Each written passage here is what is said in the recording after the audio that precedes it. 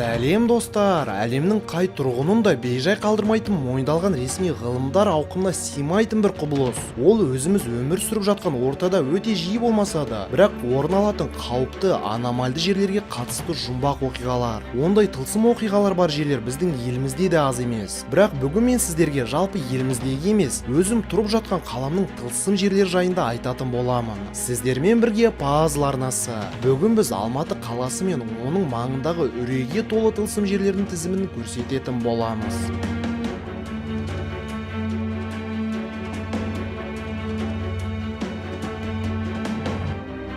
Қапшағай Алматы тас жолы. Жыл сайын Қапшағай тас жолында көптеген келеңсіз жайттар мен жол апаттары болып жататыны жасырын емес.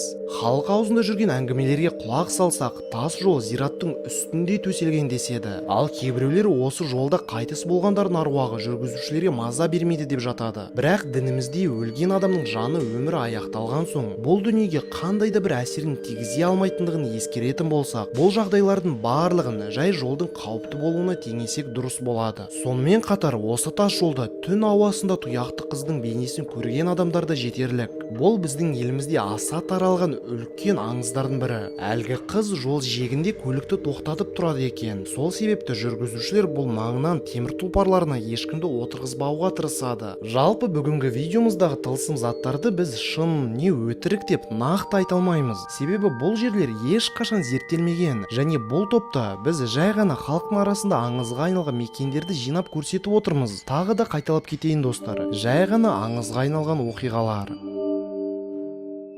Қаңыраған Ұлы Отан соғыс госпиталі. Аталған госпитальді өткен ғасырдың 40-шы жылдары Ұлы Отан соғыс ардагерлері мен мүгедектерге арнап тұрғызған. Ал 90-шы жылдары мұнда Ауғанстан соғысының ардагерлері ем қабылдаған екен. Бірақ уақыт өте жер сілкінісінен шатыры құлаған госпиталь қаңырап қалды. Десе де адамдардың бұл жерден кетуіне зілзалағаны түрткі болмаған. Өзге бір тылсым дүние әсер еткен дейді ғимаратты жиі аралайтын адамдар. Мекеме ішіндегі қалған дүниелерге қарасаңыз, адамдардың асығыс бір нәрседе қашқандай заттарды жарты жолда қалдырып кеткен байқасақ болады. Мұнда дәрілік заттардан орындықтарға дейін барлығы әр жерде шашылып жатыр. Ал кіреберіс есік болса, біреу кіріп кетердей, немесе ішіндегі біреу сыртқа шығып кетпесінде таспен бекітілген.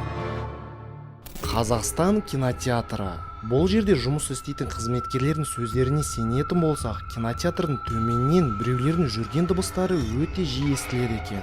Солай тек төменнен емес, түнгі кезекшілікке қалған күзетшілер кинотеатр ішінде орындықта отырған белгісіз көлеңке тәрізді силуетті көргендерін мәлімдепті. Ал сталкерлер жүргізген тәжірибелердің бірінде адам жоқ бөлмеде дыбыстар естіліп, ақауы жоқ жарық шамы өздігінен сөніп қалған. Жалпы бұл жердің аномальдігінен бе, әлде жай сәйкестік пе, ешкім білмейді. Бірақ осы жерде құрылыстың барысында бірнеше адам қаза болған. Сондай-ақ 90-шы жылдары ұйымдастырылған дискотекалардың бірінде жас жігіт өлтірілген. Қылмыскерлер оның денесін басқалар біле бермейтін жерге жасырып қойған. Іздеушілер болса араға тек бір апта салып оның мәйітін тапқан. Міне Қазақстан кинотеатры өз қабырғаларында осындай аңыздарды сақтап келеді екен. Медеудегі қаңыраған үй. Бұл үй бастапқы жоспарға сәйкес Медеу мұз айдынының маңындағы мейрамхана кешені ретінде салыну керек болған. Бірақ құрылысты жүргізгендер жиі мистикалық оқиғаларға тап болған соң, құрылысшылар ары қарай жұмыс жүргізуден бас тартыпты. Дәл содан бері үй қаңырап бос тұрып қалған. Адамдардың айтуы бойынша жұмыс істеуге бір тылсым дүние кедергі келтіре беретін екен. Түнгі уақытта түрлі дыбыстар шығып, адамның мазасын қаштыра беретін көрінеді. Әрине, адамдар тағы да бұл жерде адамдар өлтірілген, немесе зираттың үстінде бұл жер көтерілген деген өз ертегілерін қоса бастаған. Десек те бұл жердің құпиясы әлі күнге дейін шешілмей келеді. 28 Панфиловшылар саябағы.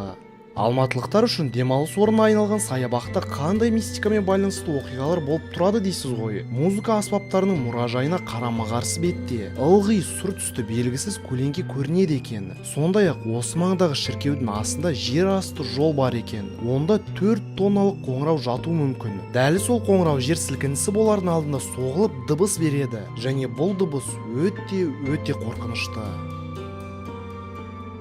Жер асты шіркеуі. Медеу маңында Серафим мен Анатолий есімді екі монах тұрғызған скит, яғни монастырь бар. Успен шіркеуіне қараған бұл скит өткен ғасырдың ылғалдығының көптігінен төмен түсіп кеткен. Енді бұл жер қаңыраған үрейлі жерлердің біріне айналды.